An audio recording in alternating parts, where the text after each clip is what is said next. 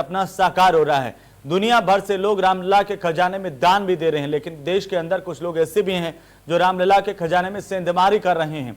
राम जन्मभूमि तीर्थ क्षेत्र ट्रस्ट के खाते से क्लोन चेक के माध्यम से लाखों रुपए निकाले जाने का खुलासा हुआ है। इसकी जानकारी ट्रस्ट को तब मिली जब ये कोशिश तीसरी बार बड़ी रकम निकालने के लिए की गई। इस बारे में जानकारी मिलते ही ट्रस्ट की ओर से अयोध्या कोतवाली में मुकदमा दर्ज करवाया गया। श्री राम जन्मभूमि तीर्थ ट्रस्ट के क्लोन चेक के माध्यम से लखनऊ के एक बैंक से 1 सितंबर को 2.5 लाख और उसके 2 दिन बाद 3.5 लाख रुपए निकाल लिए गए। जब 9,86,000 का तीसरा चेक लखनऊ के ही बैंक ऑफ बड़ौदा में लगाया गया तो वेरिफिकेशन के लिए ट्रस्ट को लखनऊ से बैंक का कॉल आया। ट्रस्ट के पदाधिकारियों ने किसी भी तरह की भुगतान की जानकारी से इनकार कर दिया। इसके बाद ट्रस्ट के महासचिव चंपत राय ने जब अपना खाता खंगाला तो 6 लाख रुपए निकाले जाने की जानकारी मिली। राम जन्मभूमि तीर्थ क्षेत्र ट्रस्ट के पदाधिकारियों ने इस मामले की जानकारी अयोध्या पुलिस को दी तो मुकदमा दर्ज हुआ।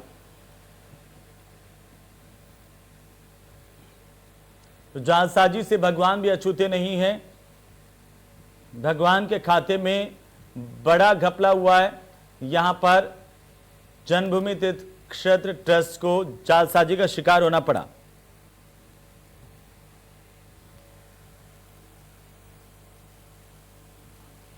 तो इसी पूरे मामले से जुड़ी हमारे संवाददाता अबुल बशर की एक खास रिपोर्ट देखिए। अयोध्या में राम जन्मभूमि तीर्थ क्षेत्र ट्रस्ट के खाते से जालसाजों ने 6 लाख रुपए उड़ा दिए। इस बात का खुलासा तब हुआ जब जालसाजों ने तीसरा चेक लगाया और चूंकि चेक 9,86,000 रुपए का बड़ा अमाउंट था, इसलिए बैंक ने ट्रस्ट से वेरिफिकेशन के लिए कॉल किया और उसके बाद इस बात का खुलासा हो सका कि जो चेक लगाया जा रहा है उस नंबर का चेक ऑलरेडी ट्रस्ट के पास उनके ऑफिस में मौजूद है। यानी क्लोन चेक के ज़रिए ये पूरा कांड किया जा रहा था, पूरी जालसाजी की जा रही थी। इससे पहले इन जालसाजों ने 2 बार चेक भरकर पैसे भी निकाल लिए। पहली बार 2.5 लाख रुपए निकाला, ट्रस्ट को नहीं पता चला। फिर 3.5 लाख रुपए निकाला, ट्रस्ट को तब भी नहीं पता चला। लेकिन जब 9,86,000 रुपए का बड़ा अमाउंट निकालने की कोशिश की गई तब बैंक ने वेरिफिकेशन के लिए कॉल किया और इन सारी चीज़ों का पर्दाफाश हो सका। हालांकि अभी जालसाज पुलिस के पकड़ से दूर हैं। मुकदमा दर्ज कर लिया गया है। अयोध्या कोतवाली में मुकदमा दर्ज है। पुलिस जांच में जुटी है। अयोध्या से जांच टीम लखनऊ के उस इलाके में भी पहुंच चुकी है जहां से ये पूरी धोखाधड़ी हुई है। यानी जिस बैंक से ये पूरा खेल हो रहा था, यानी जिस बैंक से जालसाजों ने पैसे ट्रांसफ़र कराए थे। हालांकि अयोध्या के SBI शाखा में ट्रस्ट का अकाउंट है। अब पूरी पड़ताल हो रही है, चाहे वो पुलिस हो या फिर जो खुफिया तंत्र है वो ये जानने की कोशिश में जुटा है कि आखिर वो कौन लोग हैं जो राम मंदिर के ट्रस्ट से पैसे निकाल रहे हैं जालसाजी करके। तो ऐसे में अब पुलिस तंत्र और पूरा महकमा जुटा हुआ है जालसाजों को पकड़ने के लिए। FIR दर्ज हो चुकी है। देखने वाली बात ये होती है कि आखिर ये गुनहगार कब पुलिस की गिरफ्त में आते हैं। अबुल बशर खान, इंडिया न्यूज़, आयो। तो ट्रस्ट के खाते से जालसाजी करके लाखों रुपए निकाले गए। अब इस मामले का पता चलने पर एक केस दर्ज करवाया गया है, लेकिन पुलिस के सामने बड़ी चुनौती है कि क्या जालसाजों तक पुलिस पहुंच पाएगी।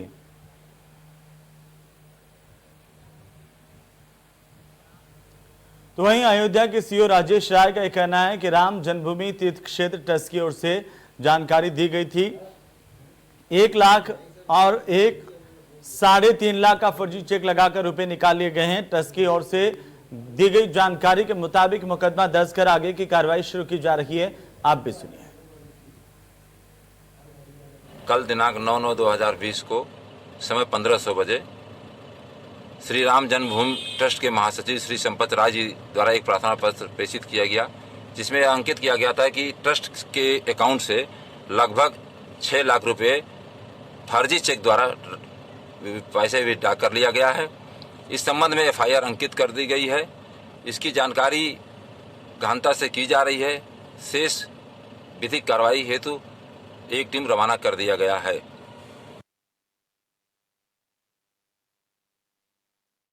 ट्रस्ट के खाते से जालसाजी कर लाखों रुपए निकाल लिए गए और इसके बाद केस दर्ज हुआ है। लेकिन अभी तक आरोपी गिरफ्तार नहीं हो पाए हैं। पुलिस अब इस पूरे मामले को लेकर के छानबीन कर रही है। दरअसल जालसाजों ने क्लोन चेक के जरिए इस वारदात को अंजाम दिया। जैसे इस बात का पता ट्रस्ट के लोगों को लगा, एक एफआईआर दर्ज करवाई गई है। पुलिस का कहना है कि इस मामले में तफ्तीश चल रही है और इस पूरे मामले की जांच करते हुए आरोपियों तक पहुंचने की कोशिश की जा रही है। लेकिन क्या आरोपी गिरफ्तार हो पाएंगे? आपको बता दें कि राम मंदिर का निर्माण हो रहा है और ऐसे में देश भर से चंदे की रकम ट्रस्ट के खाते में आ रही है।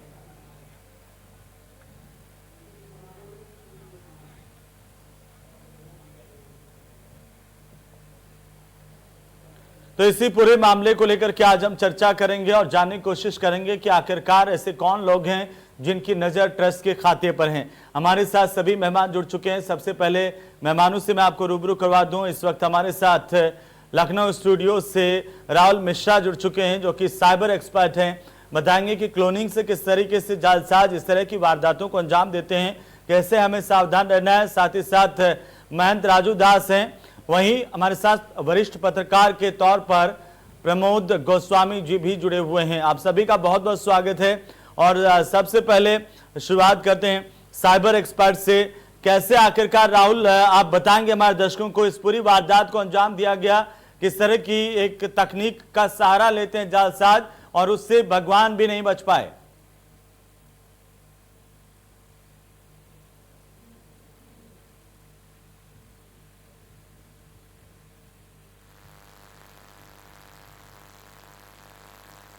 राहुल, आप मुझे सुन पा रहे हैं? तो चल जी,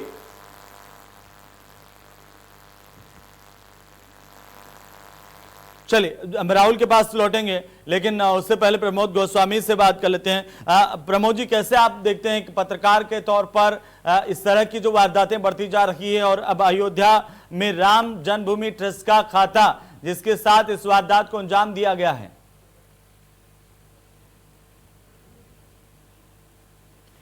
हेमंत जी, देखिए, आप ही ऐसा नहीं है कि ये राम जन्मभूमि ट्रस्ट का ये कोई पहला घटना हो। मतलब राजधानी लखनऊ में ही 50 ऐसे मामले हो चुके हैं कि व्यापारियों के, सामान्य लोगों के, इन लोगों की क्लोन चेकें लगा के ओपीटी की जो सिस्टम लागू हुआ है उससे वो नंबर ले लेते हैं और उस ढंग से वो फोर्जरी कर रहे हैं। तो और अब ये तो एक बड़ी बात है कि जिस ढंग से राम जन्मभूमि ट्रस्ट का 6 लाख रुपया निकाल लिया गया, वो तो गनीमत रही कि ये 9 लाख का था, उसमें नहीं हो सकता, तो बैंक ने उसको कंफर्म कर लिया। लेकिन हेमंत जी, बेसिक बात ये है कि सरकारों ने एक इलेक्ट्रॉनिक या डिजिटल एक सिस्टम को तो जरूर किया है, वो एक आसान है, लोगों को आराम पहुंच रहा है, यह भागदौड़ से समय की भी बचत हो रही है, कागज की भी बचत हो रही है, बहुत से लाभ हैं निसंदेह।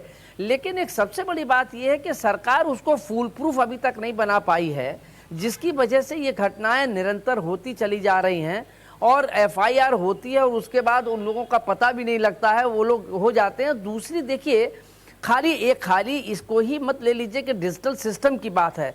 सवाल ये है कि जब वो सिम लेने जाते हैं तो सिम लेने का कोई प्रॉपर या फूल प्रूफ व्यवस्था नहीं है, वो फेक आईडी दे देते हैं, फेक आईडी से ले लेते हैं। वो हमने ले लिया लेकिन अपनी एक एड्रेस वगैरह और दे दिया, उसके बाद उस चिप को उन्होंने तोड़ के फेंक दिया।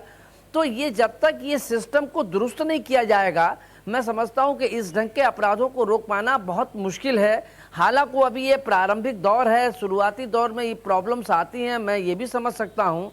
लेकिन बेहतर ये होगा कि सरकार को चाहिए कि जो इसके एक्सपर्ट हैं उनसे इन सारी चीज़ों को व्यवस्थित रूप से फूल प्रूफ ढंग से अगर करा जाए तो इससे बचा जा सकता है। और बैंकों को भी, मतलब बैंक भी क्या करें, वहाँ से अगर आया तो उन्होंने उसको क्लियरेंस दे दिया। वो हर चेक को तो क्लियर नहीं कर सकते हैं। अगर मान लीजिए 50,000 का आया तो उसके लिए एक सिस्टम बनाना पड़ेगा कि एक आदमी बैंकों की और ज़्यादा वो बढ़ेगी। तो ऐसी स्थिति में बेहतर होगा कि गवर्नमेंट को जो इस इलेक्ट्रॉनिक और इस सिस्टम से जुड़े हुए लोग जो हैं, उन लोगों को चाहिए कि वो इसको फूल प्रूफ बनाए, ताकि आम लोगों का पैसा, जो गरीब हैं उनके भी खाते से निकाल लेते हैं, व्यापारी हैं उनके खाते से निकाल लेते हैं। तो ये एक आम चलन हो गया है। और वो जब तक सिम के मामले में भी आखिर कैसे ये सिम दे देते हैं? इस पर एक जब तक सख्त कार्रवाई नहीं होगी इस व्यवस्था को रोका नहीं जा सकता है। बिल्कुल प्रमोद जी, आप एक सही सवाल उठा रहे हैं और ठीक कर रहे हैं कि जिस तरह से हम डिजिटल माध्यमों को प्रचारित तो कर रहे हैं, प्रमोट तो कर रहे हैं, लेकिन उसके लिए इंफ्रास्ट्रक्चर क्या है, जो कमियां उसको दुरुस्त आखिरकार नहीं किया गया। और इसका खामियाजा ये होता है कि आम आदमी जालसाजी का शिकार इस तरह के जो साइबर अटैकर्स हैं उनका होता है। महंत राजू दास भी हमारे साथ है। राजू दास जी, कैसे आप इसको देख रहे हैं? क्या लोगों में आस्था इतनी भी नहीं बची है कि भगवान राम के खाते को भी निशाना बनाया जा रहा है, या फिर जालसाजों के हौसले इतने ज्यादा बुलंद हो गए कि उनको किसी का डर नहीं है? देखिए, ये दुर्भाग्यपूर्ण घटना है और ये राष्ट्रीय विषय है, क्योंकि पूरे देश का आस्था राम जन्मभूमि से जुड़ा हुआ है और लगातार पूरे देश से सभी वर्ग के जनमानस इस कोशिश में है कि भगवान राम की भव्य दिव्य मंदिर निर्माण कार्य शुरू हो रहा है, कुछ न कुछ अंश वहाँ पर लग गया। इसके देखते हुए हर व्यक्ति कोशिश कर रहा है कुछ न कुछ देने का। लगातार ट्रस्ट के खाते में ट्रस्ट के लोगों के पास, ट्रस्ट के संपर्क में लगातार पूरे देश से विभिन्न संगठन से, हिंदू जनमानस से धन, रुपया, पैसा, चांदी एकत्रित हो रहा है, आ रहा है। लेकिन दो सवाल मैं आपके चैनल के माध्यम से उठाना चाहूंगा। पहला सवाल यह है कि बैंक के ऊपर कि जिस वक्त पैसे निकाले गए उस समय का समय लोकेशन निकल जाए। दूसरा कि उस समय कौन व्यक्ति भाई निकाला तो तमाम विषय है। तीसरा कि ट्रस्ट के लोगों को भी ध्यान देना पड़ेगा, क्योंकि जब तक ध्यान नहीं देंगे तब तक ऐसा काम नहीं चलेगा। मेरे जानकारी में रोजाना लाखों रुपए आ रहे हैं और इससे ऊपर आ रहे हैं। रोजाना 15 से 20 किलो चांदी आ रहे हैं। तो कुल मिला के कहने का मतलब ये आस्था का विषय है और आस्था से खिलवाड़ ये अच्छी बात नहीं है। रही चोरों की बात, तो चोर भी भगवान को विनती करके जाता है कि मेरा भी काम हो। जी, मेरे शब्द लिख करके रखिए। गोस्वामी जी आपसे कुछ पूछना चाह रहे हैं राजू दास जी। देखिए स्वामी जी, इसमें स्वामी जी इसमें ट्रस्ट का कोई लेना देना नहीं है। पैसा बैंक से निकला है, ट्रस्ट से चोरी नहीं हुआ है। अगर ट्रस्ट से चोरी हुआ होता तो ट्रस्ट के लिए लापरवाही मानी जाती। ये जालसाजों का एक सुनियोजित और एक साइबर क्राइम है और ये पूरे देश में हो रहा है। इसमें ट्रस्ट का कोई लेना देना नहीं। आपने अपना पैसा बैंक पे जमा कर दिया तो अब बैंक में आप थोड़ी अपना एक आदमी रखेंगे कि वहां चेक करता रहे कि पैसा निकला कि नहीं निकला। ये तो बैंक की जिम्मेदारी है। लेकिन बैंक भी तो जो एक प्रोसेस है उस प्रोसेस के तहत ही तो चलेगा। तो ये सिस्टम जब तक हमारा जो सिस्टम है वो फुल प्रूफ नहीं होगा, इसमें ना तो आप ही का पैसा हो, ट्रस्ट का छोड़ दीजिए, आप ही का पैसा हो जो बैंक में जमा है और अगर हम फोर्जरी करके निकाल ले तो इसमें पुलिस वाले कहें कि आपको ध्यान रखना चाहिए, तो आप क्या ध्यान रखेंगे? सुनिए, सुन तो लीजिए, हमारी बात को भी तो सुनिए महोदय, हमारी भी बात सुनिए। बोलिए सर। मैंने ट्रस्ट के ऊपर सवाल नहीं उठाया। आप तुरंत ट्रस्ट के ऊपर चले गए। ट्रस्ट के ऊपर हम क्यों? ट्रस्ट में तो हम ही लोग हैं, हम ही लोग व्यवस्था देख रहे हैं। ट्रस्ट के ऊपर सवाल मैं नहीं उठा रहा हूं। कहा कि ट्रस्ट की भी जिम्मेदारी है। हाँ, तो मैं जिम्मेदारी ट्रस्ट की बता रहा हूँ आपको। ट्रस्ट की जिम्मेदारी मैं आपको बता रहा हूँ, आप परेशान क्यों हैं? ट्रस्ट की जिम्मेदारी, मैं अपनी जिम्मेदारी बता रहा हूँ कि हमारी जिम्मेदारी क्या है। हमारी जिम्मेदारी है क्योंकि अभी मैंने शुरुआत किया है। शुरुआत होने में और लगातार पूरे देश के मतलब ऐसे लोग की नजर है जो लगातार लगे हुए हैं कि किसी ने किसी प्रकार राजू दास जी मैं इस पर वापस आता हूं आपके पास। और अगर आपका टीवी चल रहा है तो उसकी आवाज बिल्कुल बंद कर लीजिए, क्योंकि थोड़ा सा डिस्टर्बेंस आपकी आवाज और बात रखने के दौरान आ रहा है। ये सवाल ही नहीं है ट्रस्ट का। जी, मैं उस पर आता हूँ गोस्वामी जी, मैं उस पर आता हूँ। लेकिन साइबर स्पेशलिस्ट हमारे साथ हैं राहुल जी। राहुल, आप हमारे को बता पाएंगे कि आखिरकार इस तरह की वारदातें क्यों बढ़ रही हैं? बिहार की स्थिति और मजबूत होने वाली है। पूर्णिया में जो सेंटर बना है वो तो भारत के सबसे बड़े सेंटर। राजू दास जी, अगर आपका टीवी चल रहा है तो उसको बंद कीजिए। इससे सिर्फ बिहार ही नहीं, पूर्वी भारत के बड़े हिस्से को बहुत लाभ होने वाला है। राजू दास जी, आप सुन रहे हैं मुझे? तो चलिए राजू दास जी के पास वापस जाते हैं। लेकिन जो कि वरिष्ठ पत्रकार के तौर पर प्रमोद गोस्वामी हमारे साथ लगातार बने। प्रमोद जी, आपने सवाल राजू दास जी से किया, लेकिन वो जो बातें कह रहे हैं आपको क्या लगता है?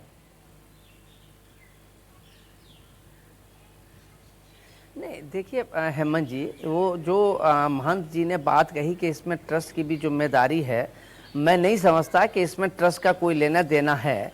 इसमें तो हाँ, ट्रस्ट के कस्टडी में जो पैसा हो, चांदी हो, सोना हो, अगर वो उसका कहीं चोरी होती है या गायब होता है तो ट्रस्ट की लापरवाही मानी जा सकती है। जो अभी हमारे महंत जी कह रहे हैं कि इसमें ट्रस्ट को भी जिम्मेदार होना पड़ेगा। ट्रस्ट का तो जिम्मेदारी ये है कि वो अपना पैसा जमा कर दिया। अब ये तो पैसा जो निकला है वो बैंक से निकला है, ट्रस्ट से नहीं निकला है। तो इसलिए इसमें हाँ, जो ट्रस्ट की कस्टडी में है, चाहे वो पैसा हो, चाहे सोना हो या चांदी हो, वो जिम्मेदारी तो ट्रस्ट की बनती है। लेकिन ये साइबर क्राइम है, इसमें साइबर क्राइम वहाँ ट्रस्ट से पैसा जो रखा हुआ है उनके कस्टडी में वो नहीं निकाल सकता। ये जो फोर्जरी की गई है कि वो फेक चेक बना लेते हैं, क्लोन चेक बना के और उसको पेश कर देते हैं, तो उससे ये पैसा निकाल रहे हैं। ये जो साइबर क्राइम है। पशुपालकों को बिल्कुल राजू दास जी, प्रमोद जी कह रहे हैं कि इसमें ट्रस्ट का मतलब किसी तरह की लापरवाही नहीं है। आपके कहने का मतलब क्या ये है कि अगर पहले भी देखिए इस तरह से कम राशि निकाली गई, उस टाइम अलर्ट होना चाहिए, या फिर एक नोटिफिकेशन तो आता है ना कि खाते से कितने पैसे निकले हैं। इस बात को लेकर के थोड़ी सजगता ट्रस्ट को भी बरतनी होगी। क्या आप ये कहना चाह रहे हैं? जी जी, मैं ये कहना चाह रहा था, अभी महोदय उस चीज को अन्यथा ले लिए कि मेरा कहने का मतलब यह है कि ट्रस्ट को लोगों को लगातार ध्यान अभी देना पड़ेगा, क्योंकि इतने लोगों की उस चीज पे निगाह है ना, किसी न किसी प्रकार से वो चाहते हैं कि लोगों की आस्था के साथ हम खिलवाड़ करें। से भी जोड़ा जा रहा है। तो इसके नाते मेरा कहने का मतलब है कि जो भी लोग उसमें लगाए गए हैं, जो रुपया पैसा की व्यवस्था देख रहे हैं, उनको थोड़ा सा सतर्क रहना पड़ेगा। अभी शुरुआत है, और मैं ये नहीं कह रहा हूँ कि ट्रस्ट की मतलब ट्रस्ट के द्वारा ये ऐसा हुआ है। पूरे देश में यही घटना नहीं है महोदय, सुन लीजिए, पूरे देश में भाई ये राम जन्मभूमि का ट्रस्ट का मामला था, इसलिए उजागर हो गया। नहीं तो ऐसे भी लोग अयोध्या में, मैं आपको घटना बता दूं, मैं उसका प्रत्यक्ष गवाह हूँ। एक संत है जिनका एक बार 21,000, एक बार 80,000, एक बार 1 लाख, ऐसे करके लगातार 12 से 13 लाख रुपया उनके ट्रस्ट से निकाल लिए गए। आज तक पता नहीं चल पाया है। तो ये विषय राष्ट्रीय स्तर का विषय है और लगातार लोगों के साथ हो रहा है। तो इसके नाते में ट्रस्ट के ऊपर कतई सवाल नहीं उठाया। राजू दास जी, प्रमोद जी भी यही कह रहे हैं, प्रमोद जी यही कह रहे हैं, लेकिन प्रमोद जी इससे थोड़ा सा आगे मैं जाना चाहता हूं। इस तरह की घटना, एक कमेंट आपको इसलिए भी नहीं रुक पाती है क्योंकि देखिए आज साइबर लॉ को लेकर के क्या स्थिति है देश में, कितनी अदालतें हैं, कितनी साइबर थाने हैं, कार्रवाई होगी कैसे, इसीलिए जालसाजों के हौसले बुलंद है। और यहाँ वाला तो एक तरह से उसका जुड़वा भाई है। बिल्कुल आप हेमंत जी सही कह रहे हैं कि अभी जो मैंने पहले कहा कि दिक्कत ये है कि ये एक सारा सिस्टम तो बना दिया गया, उसको चेक करने का, उसके जो अपराध हैं उनको रोकने का वो फुल प्रूफ सिस्टम अभी तक नहीं बन पाया है, जिसकी वजह से ये जालसाज लोग हाथ साफ कर रहे हैं। साइबर क्राइम आप यहीं ले लीजिए, साइबर क्राइम लखनऊ में, बाकी आप जिलों की छोड़ दीजिए, हो सकता है कि वहाँ प्रॉब्लम हो।